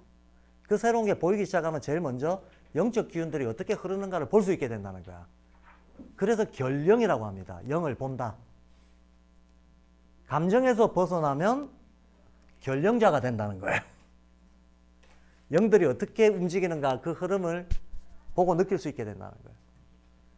그럼 거꾸로 얘기하면 우리는 평소에 감정에 휘말려 있기 때문에 영적인 흐름이 안 보이는 거죠. 예. 감정적 교류를 끊임없이 하면서 거기에 고착이 돼 있을 뿐만 아니라 심지어는 스스로 집착을 하기 때문에 영적인 흐름이 안 보인다는 거예요. 그러니까 여기서 벗어나면 이게 보인다는 거예요. 그래서 결령자라는 거하고 아스트라를 돌아보고 이해하고 컨트롤할 수 있다는 건 동일 의미다. 그래서 요쪽 가가지고 성숙의 1단계, 이게 영적 1단계입니다. 여기까지는 성장이고 여기까지는 성장이고 본격적인 성숙의 1단계, 즉 영적 1단계가 자기 아스트라를 컨트롤한다. 마나스가 되는 거예요. 그럼 이 아스트라는 또 어디서 왔나? 실은 자기의 어떤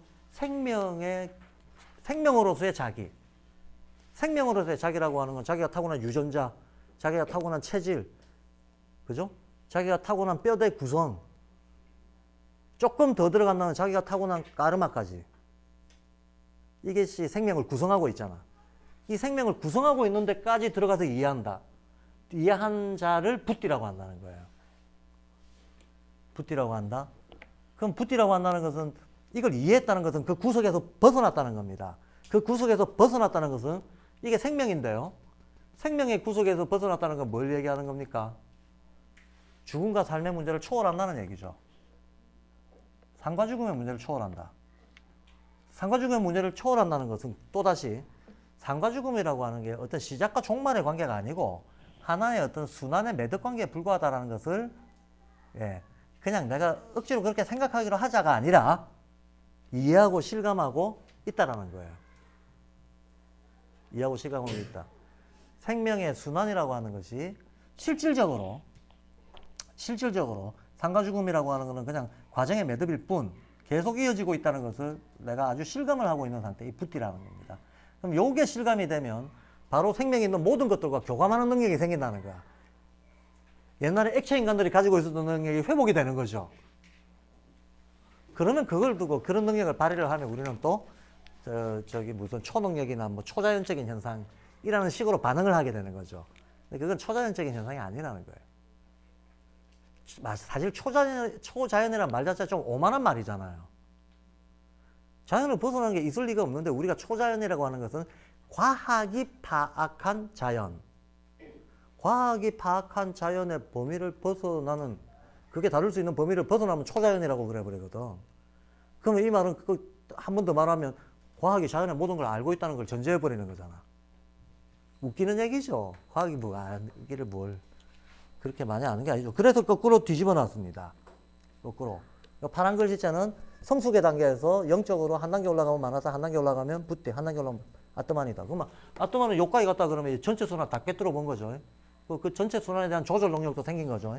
그럼 어떻게 되냐? 창조력이 생기는 거야. 창조력이 생기는 거야.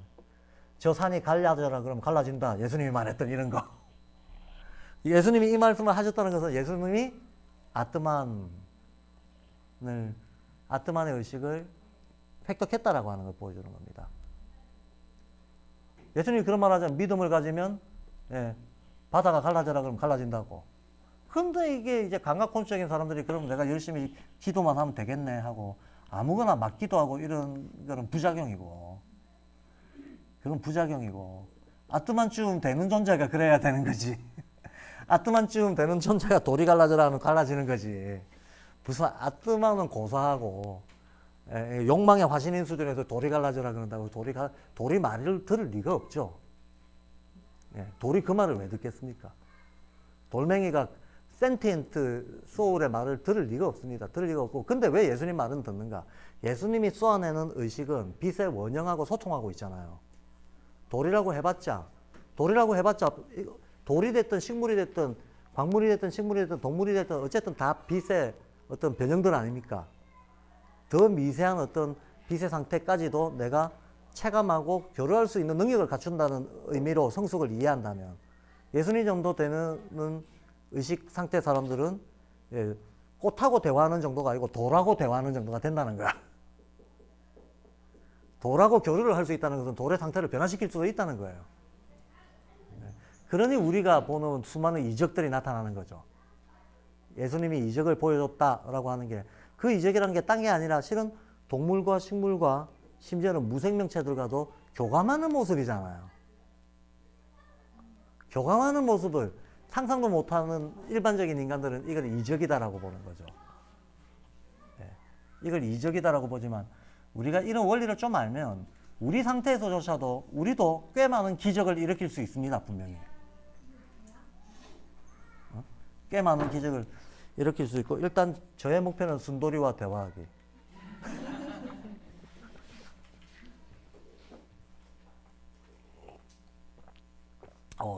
드디어 순돌이가 제 표정을 좀 읽기 시작했어요. 제 표정을 읽기 시작해가지고 이제 저도 물론 이제 개를 읽죠. 혹시 개 오래 키워보신 분들은 이런 거 느끼실 겁니다. 개가 짖을 때 그 짖는 그 음색에 따라서 원하는 게 달라요. 배고플 때 짖는 음색하고 놀아달라고 짖는 음색하고 우울해서 짖는 거하고 졸려서 짖는 거 다 달라요. 개 오래 키워본 사람들은 이거 압니다. 개만 그런 게 고양이도 그래요. 똑같은 내용인 것 같지만 안 그래요. 그리고 미세한 어떤 동작, 그 다음 시선 이런 것들로 다 자기 표현을 하잖아요. 예, 오래 보고 있으면 그 교감이 되거든요. 교감이 된다는 건 단지 내가 파악했다는 게 아니고 제가 어떻게 표현하는 걸 알기 때문에 나도 비슷한 느낌으로 표현을 해서 쟤한테 저의 의도를 전달하는 게 된다는 거예요.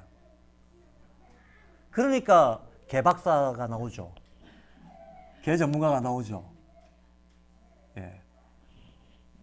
개 전문가가 개하고 경험하는 기술이 발달된 사람 아니겠습니까? 자, 그래서 요 그림에 나와 있는 내용들은 그런 거고요. 그래서 요 가로 속에 들어가 있는 거는 각각의 단계에서 인간의 감각 중에서 어떤 감각들이 발달하는가를 가로 속에 넣어놨습니다. 그래서 폴라리스 단계에서 촉각, 청각이 발달한다. 그러면 첫 7년 사이에 아이들은 촉각, 청각이 집중적으로 발달할 거 아니야. 그렇죠? 그럼 레무리아식의 아이들은 시각이 발달한다. 맞습니다. 두 번째 7년. 지금 딱 그 발도르프 초급이죠. 발도르프 초급의 아이들은 시각이 무지하게 발달하는 거예요. 시각이 발달할 때 아이들의 감성이 같이 발달하게 돼 있어요. 시각이 발달하기 때문에 많은 교과목들을 뭘로 해줘야 되는가 하면 미술적으로 해줘요. 미술, 음악, 체육이 있지만 체육은 뭐 기본이고 몸 발달 계속 가기 때문에 체육 활동 기본으로 깔고 새로운 감각 발달을 해주는 데에는 발도르프 1, 2, 3학년이다. 그럼 뭐부터 제일 많아요? 미술 활동 제일 많아요. 웬만한 것들은 다 미술적 자극을 시각적 자극을 줄 수 있게끔. 시각적 자극을 줄 수 있게끔. 전에도 제가 다른 데에서도 그런 얘기를 했지만 이 시각이라고 하는 것은 다른 신경들하고는 달리 뇌신경하고 직접 연결이 되어 있거든요. 그래서 시각적 자극이 들어가면 뇌로 바로 들어가 버립니다. 이렇게 강력하고 직접적으로 자극을 줌으로 인해 가지고 인간의 감성을 깨우는 거거든. 그러면 몸 발달도 중요하고 감성 발달 중에서는 시각 발달이, 시각 경험 발달이 중요한데 요 두 개를 같이 엮어주면 제일 좋겠죠.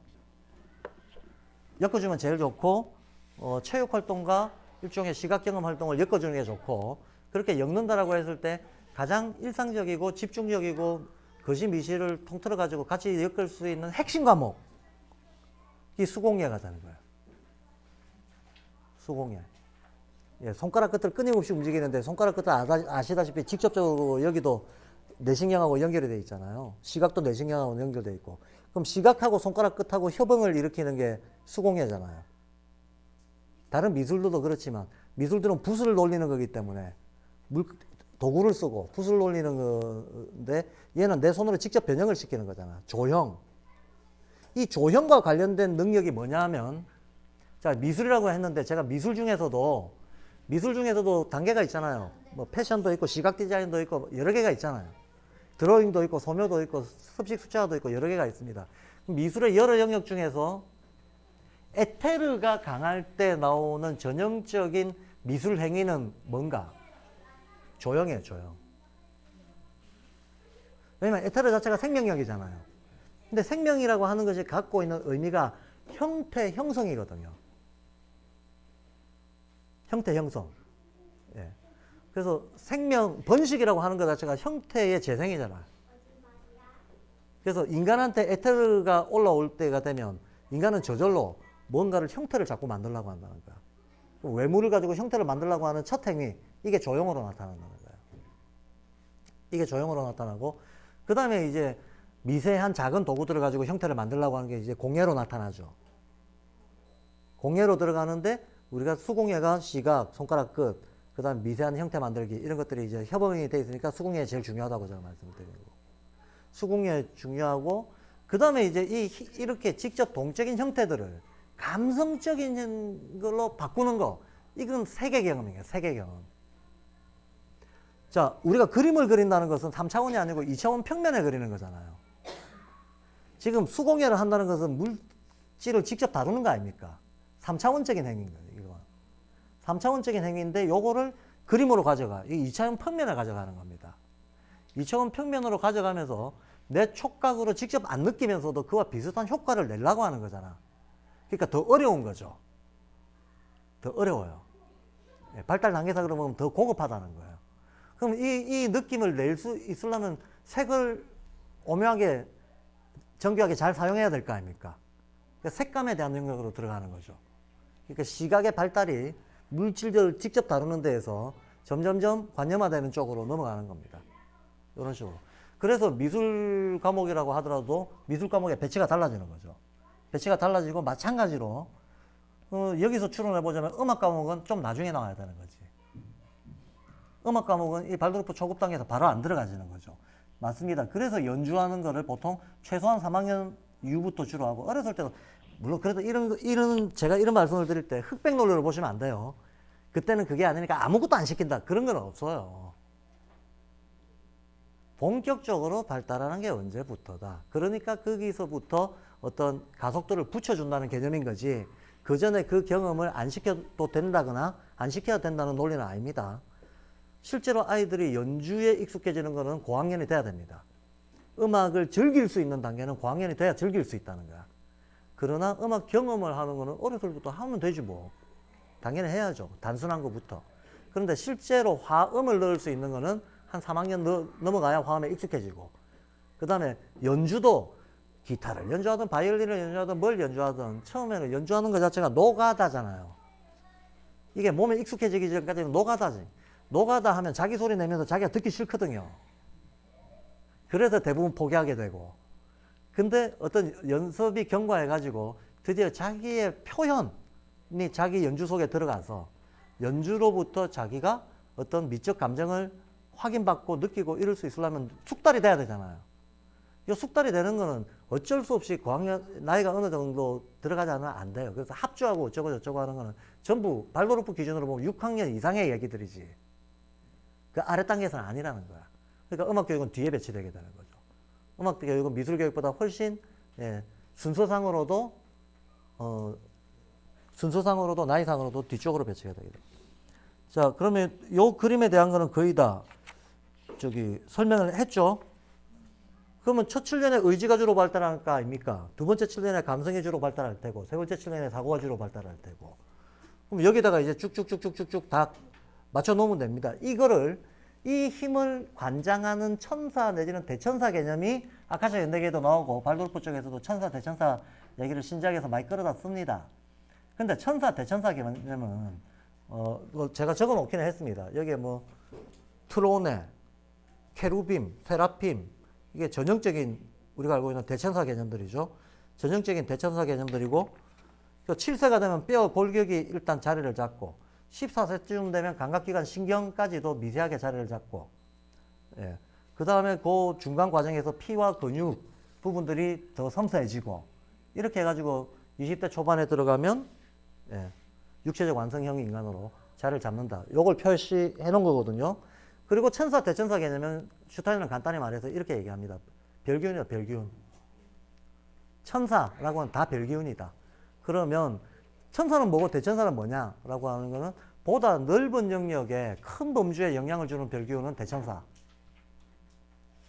보다 좁고 미세한 영역에 영향을 주는 어떤 별기운이 있다면 그거는 천사 그냥. 그럼 한 인간으로 따지자면 인간 개인한테 영향을 주는 별기운. 우리가 사주팔자 얘기하잖아요. 사주팔자도 치환한 별기운이잖아. 그럼 자기한테 용신이니 희신이니 하는 것들이 있는데 말하자면 사주팔자 개념에서 용신에 해당하는 별기운. 즉 나한테 목기운이 들어오면 내가 재수가 좋아진다더라 하는 거. 그게 수호천사죠. 나를 돕는 별기운. 그게 수호천사죠.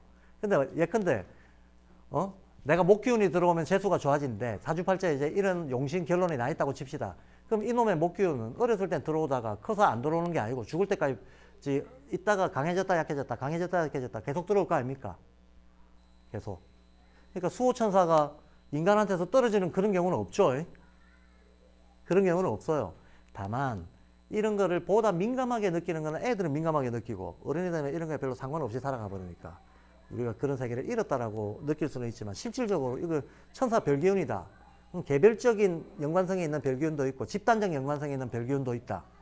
그럼 개별 연관성이 있는 별기운을 그걸 천사라고 하고 집단 연관성을 강조했을 땐 그걸 대천사라고 한다. 라고 정의를 하면 여기 나오는 천사들의 역할들은 이름이 뭐가 됐든지 간에 다 구별해서 이해할 수 있습니다. 그래서 뭐 형태의 천사니 뭐 의지의 천사니 뭐 막 이런 말을 해요. 그런 거 보면 사람들이 막 헷갈리거든요. 그냥 그 기운 발달이라고 이해해버리시면 돼요. 천사의 명사에 눈이 꽂혀서 헷갈릴 필요 하나도 없다. 자, 그러면 요렇게, 요게 이제 사구성체입니다. 그러면 이 사구성체를 알게 되면 우리가 어떤, 실익이 있나. 이런 식의 유기이론적이고 사구성체적인 세계 구성 원리를 알게 되면 우리한테 무슨 실익이 있나 하는 게 10페이지 하고 이게 편집이 잘못되어 있는데요. 11페이지에 있는 이 표가 요 10페이지에 있는 이 표의 바로 밑에 붙어 있어야 돼요. 제가 이 두 개의 표를 보여드린 이유는 요 10페이지에 있는 이 간단한 표, 이게 인지학 버전입니다. 인지학 버전이고 여기에 있는 게 우리의 전통적인 오행 버전이에요. 뭔가 좀 더 가지수가 많고 정교하죠. 시각적으로 딱 봐도. 물론 인지학 버전도 여기에다가 쭉 늘릴 수 있어요. 늘릴 수 있는데 미안하지만 서구의 유기이론론은 동양보다 역사 전통이 짧고 그러다 보니까 이게 정교하게 개발은 확실히 덜 돼 있어요.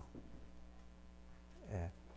핵심적이고 간단한 부분들은 정리가 돼 있으나 그거보다 조금 더 복합식으로 들어가는 부분들에 대해서는 정리가 덜 돼 있는 것이 사실이다. 적어도 제가 파악했을 때 그게 사실이다. 그래서 동양 쪽이 훨씬 개수도 많고 더 복합적인 것도 잘 표현하고 그렇게 구성이 돼 있다. 우리가 사구성체 같은 것들을 알았을 때 우리가 얻을 수 있는 실익, 이게 이겁니다. 실익은 이 사구성체가 인간의 발달뿐만 아니라 인간을 둘러싸고 있는 세계의 발달, 변화 이런 거하고도 다 연결되어 있다는 걸 이해하게끔 해주는 틀이다라는 거죠. 그럼 이걸 가지고 실질적으로 우리가 알고 있는 세계의 어떤 영역별, 많은 영역들이 있는데 이 영역 안에 사구성체를 반영하고 있는 것들이 다 있을 거 아니냐는 거예요. 이것들을 끌어당겨서 이해를 하면 우리의 세계에 대한 이해 폭이 또 내 내면에 대한 이해 폭과 함께 종합해가지고 확 늘어나 버린다는 거죠. 한마디로 의식이 도약한다는 거예요. 의식이 도약한다. 그래서 이 사구성체 내용만 한번 잠깐 볼게요. 이 구성체 내용을 보면 물체, 에테르체, 아스트랄체, 자아체 이렇게 4개로 나눴습니다. 그럼 우주는 토성기, 태양기, 달기, 지구기로 나눴고 이거에 따라서 신체는 토성기에서 핵이 만들어지고 태양기에서 뼈신경, 요 그림에 표현된 거죠. 그 위에 신경감각, 그 위에 피 근육이 더해지는 식으로 됐다. 더해지는 식으로 됐다. 라는 거를 알 수가 있는데 사람들이 보통 의료지식이 웬만큼 있다고 하더라도 인간이 이런 식으로 발달사적으로 구성되어 있다는 생각 잘 못해요. 웬만한 의료지식이 있다 해도. 그런데 우리가 사구성체가 하나의 발달사라고 하는 걸 이해하면 구성이 이래 되어 있다는 것을 받아들일 수 있게 됩니다. 여기에 연결되어 있는 영양성분들이 있다. 미네랄, 단백질, 지방, 탄수화물 이런 것들이다. 여기에 연결되어 있는 인간에게 나타난 기질도 있다. 물체성 강하면 점액질이 된다는 거예요. 예. 에테르체가 강하면 다혈질이 되고. 결국은 우리가 기질적, 성격적인 특징이라고 하는 것도 결국은 얘가 사구성체 중에 어느 부분에 편향적 힘을 가지고 있는가를 가지고 판정하는 거라는 거죠. 그러면 당연하게도 우리가 아까도 얘기했지만 사구성체가 단독으로 있는 경우는 없다 그랬잖아요. 다 섞여 있다고. 그 중에 주도적인 걸 말할 뿐이라고. 그럼 우리는 기질에 대해서도 어느 기질이 주도적이라고 얘기를 해야지. 어느 기질을 고정시켜 놓으면 큰일 난다는 거죠. 그리고 이 기질이라고 하는 것 자체도 우리가 어떤 상황이나 어떤 상대를 만났을 때 이 사람을 만나면 아스트랄체가 더 발사되는데 이 사람을 만나면 에테르체가 더 발사되기도 해요. 만나는 대상에 따라 달라지는 거죠. 이래서 기질의 문제도 굉장히 좀 유동적으로 다룰 수 있게 된다는 거예요. 유동적으로 다룰 수 있게 되지. 안 그러면 기질을 매뉴얼처럼 사용해버리면 교육적으로도 큰일 나는 거죠. 자, 여기에다가 우리는 식품도 연결할 수 있죠. 당연하게도 미네랄 많은 식품, 단백질 많은 식품 연결할 수 있잖아요. 지방 많은 식품 이런 거 연결할 수 있습니다. 그러면 그리고 이제 광물, 식물, 동물 이런 것도 연결할 수 있고 색깔도 연결할 수 있고 이하 생약입니다. 그럼 소리도 연결할 수 있고 다 연결할 수 있겠죠. 그러면 이렇게 연결만 돼 있어도 우리는 이런 생각을 할 수가 있는 거죠. 자, 지금 우울질에가 있다. 우울질에는 자아체가 강하다는 거지. 그러면 사고 경향성이 강하다는 거지. 사고 경향성이 강하다는 거지. 그럼 우울질애 같은 경우에는 신체 구성에 있어서는 요쪽일 테니까. 요쪽은 저기 탄소, 뭐 산소 하는 것 중에서는 요쪽이 탄수화물 쪽이에요. 음식으로는 탄수화물 쪽이고, 기본 원소 중에서는 탄소 쪽이 강한 거예요. 탄소 쪽이 강한 거고. 근데 그럼 우울질 애들은 당연히 음식 같은 경우는 곡물, 과일 이런 것들이 여기 속해 있는데 자기 구성이 그거니까 그걸 좋아라 하겠지. 그걸 좋아라 하는데 거꾸로 이 우울질 애들이 뭐든지 정도가 심해지면 병이 되는 거잖아. 우울질이 심해지면 자폐가 되는 거예요. 담즙질이 심해지면 ADHD가 되는 거야. 그럼 심해지는 걸 막아야 되잖아요. 막아야 되잖아. 두 가지를 다 해야 되죠. 우리는 어떤 아이가 기질이 있을 때 한편으로는 그 기질을 존중해 줘야 돼요. 그 기질 때문에 나타나는 어떤 행동들을 일부러 인위적으로 막으려고 하면 자연의 용어를 써서 부닥치는 거고 똑같은 게 돼버리는 거죠. 그 기질을 그런 차원에서 존중해 줘야 돼. 근데 그 기질적인 편향이 어느 정도를 벗어나면 병이 돼버린다는 거야. 그럼 병이 안 될 정도로는 잡아줘야 되잖아요. 그럼 잡아주는 방법은 활동을 통해서 잡아줄 수도 있고, 그죠? 음식을 통해서 잡아줄 수도 있고, 뭐 여러 가지를 통해서 잡아줄 수가 있는데, 만약에 음식을 통해서 잡아주자, 그러면 이를테면 ADHD다, 그러면 그런 애들은 담즙질이거든. 담즙질이에요. 담즙질 애들인데, 이런 애들은 저절로 지방을 좋아해. 많이 뜨는 애들은 저절로 육고기를 좋아라 한다고. 육고기를 좋아라 하는 식성을 원래 가지고 있는데, 이걸 다 부정하면 안 되지만, 이게 문제가 될 정도로 떴다. 그러면 이거를 제어하기 위한 걸 먹여줘야 될 거 아니야. 그럼 먹여주려면 담즙질의 대극에 있는 건 뭡니까? 이쪽이 담즙질이에요. 대극에 있는 건 이쪽이잖아요. 그럼 점액질 음식이 뭐 있는 거? 소금, 어류, 뿌리식물. 이거잖아요. 그럼 ADHD에 있는 애들한테는 뭘 많이 먹이라? 뿌리식물 많이 먹이라. 이런 처방이 나오게 되는 거죠. 맞습니다. 슈타이너가 했던 처방이죠. 그래서 당근 많이 먹이라는 얘기가 나왔던 거죠. 시대 자체가 애들의 개별적 기질도 있지만 2차 대전이 있었던 그 시대 자체가 사람들을 극도로 흥분하고 뜨게 만드니까 이런 식으로 떠있는 인간들을 깔아앉히려면 뿌리식물 많이 먹여야 된다. 그러니까 애들 당근 많이 먹이라 는 얘기를 하게 된 겁니다. 이런 식으로 처방이 나갈 수 있게 되는 겁니다. 그럼 만약에 이 어떤 연관성의 이 도표를 우리가 더 깊이, 더 넓게 확장할 수 있다 그러면 그것만으로도 우리는 세계의 연관성을 활용할 줄 아는 능력이 커지는 거고 또 동시에 자기를 이해하는 어떤 폭과 능력도 커지는 거죠. 그래서 유기이론론이라고 하는 관점을 일단 이해하고 이 유기이론적 관점에 따라 가지고 내가 접하고 있는 모든 경험 세계들을 체계적으로 분류하고 통합할 때 그때 이제 의식이 도약이 일어난다 라는 게 전체적으로 제가 좀 말씀드리고 싶은 바입니다. 요 뒤에 달려있는 자료는요 되게 중요한 자료입니다. 굉장히 신기한 자료입니다. 한번 읽어보세요. 나중에 점심 먹고 나서라도 한번 읽어보시는데 12시 반까지 하는 거 맞죠? 아, 그래서 저는 지금 오버 안 했다고 생각하고 계속 하고 있었는데. 아, 미안합니다. 그러면 30분씩 밀어서 하면 되죠, 뭐. 이 뒤에 제가 아카샤 연대기의 주요 내용 앞부분하고요. 우리나라의 부도지의 10장까지, 부도지가 27장까지 있어요. 그 앞부분 한 3분의 1 부분까지를 그냥 요약을 해놓은 겁니다. 그냥 요약을 해놓은 거예요. 한번 읽어보세요. 그럼 뭘 느끼는가 하면 부도지라고 하는 이 책은 박재산 가문의 33대 손인 박금씨라는 분이 1949년도에 그 자기 가문에 내려오던 역사서가 전쟁통에 분실이 돼버렸는데 박재산 가문에 내려오던 역사서가 부도지예요. 이 부도지는 조선왕조실록에서도 따로 별도 관리하라고 왕조실록에 기록이 되어 있을 만큼 정사로 인정을 받는 책입니다. 사료입니다. 근데 지금 이게 유실이 되고 기억에 의존해가지고 다시 썼기 때문에 사학계에서 학문적으로는 사료를 인정을 못 받아요. 사람의 기억으로 재생을 시킨 거니까. 예. 그러나 내용 그 자체가 만약에 그 기억 구술자가 정직하다고 하면, 정직하다고 우리가 믿어준다면 그 내용은 엉터리가 아니라는 거죠. 어쨌든 정사로 내려오던 내용이라는 거죠. 그 정사로 내려오던 내용에 마고성 얘기가 나옵니다. 이 마고성 얘기가 사실은 우리 고대사의 창세서랍니다. 우리 고대사의 창세서라고 모든 창세서라는 사실은 이 과정을 다루는 거예요. 모든 창세서라 에덴 동산을 비롯해서 모든 창세서라는 전부 이 과정을 다루는 겁니다. 이 과정을 이런저런 은유와 비유를 통해 가지고 하나의 동화적 신화적 스토리로 만들어 놓은 거, 그걸 우리가 창세서라고 얘기하는 겁니다. 그래서 온 문명의 창세서라들은 거의 비슷합니다.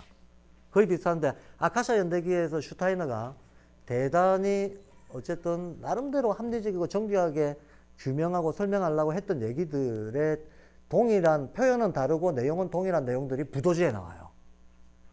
그래서 떠다니는 인간에 대한 얘기도 나오고요. 신체 변형하는 인간에 대한 얘기도 나오고요. 그 인간들이 썼던 그 수학하고 후대 인간들이 쓰는 수학이 달라졌다 이런 얘기도 나오고요. 또 음식을 먹기 전에 상태의 사람들은 어떻게 생명 유지를 했는가에 대한 얘기도 나와요. 이게 맞냐 틀렸나를 떠나서 맞냐 틀렸나를 떠나서 슈타이너가 20세기에 썼던 내용이 전혀 교류가 없었던 신라시대의 문헌에도 나오고 있다는 이 사실을 확인하는 게 굉장히 중요한 거죠. 인간은 어떤 내적 관조에 의해서, 명상에 의해서 동일한 진리를 발견할 수 있었다는 것이 증명되는 겁니다. 그래서 이거 한번 읽어보시고, 그리고 맨 처음에 나온 사람이 4명이래요. 이 4명도 되게 재밌습니다. 이 4명이 누군가 하면 황궁씨, 청궁씨, 백소씨, 흑소씨가 나왔대요. 근데 아시겠지만 상의 색깔, 광의의 색깔, 빛나는 색깔 중에서 서로 대비가 되는 것은 청색의 대비는 빨강이 아니고 노랑이에요. 그래서 광의의 색에서 양극성은 청황입니다. 청황. 그리고 상의 색에서 양극성은 흑백이에요. 그런데 마고성에 살았던 4명의 최초의 인간, 이름이 황궁, 청궁, 흑소, 백소입니다. 이것이 과연 우연이겠는가 하는 거예요. 이게 과연 우연이겠는가. 우연히 이렇게 어떤 세계 그 양극성에 해당하는 것들을 모아놔가지고 이것이 인간이었다라고 했겠는가. 아니라면, 우연이 아니라면 그 의미가 뭐겠는가. 이런 것들이 굉장히 우리가 생각해 볼 게 많은 부분들입니다. 제가 시간 관계상 그 내용은 좀 더 나중에 보충하기로 하고요. 일단 오전 강의는 여기까지 하겠습니다. 고맙습니다.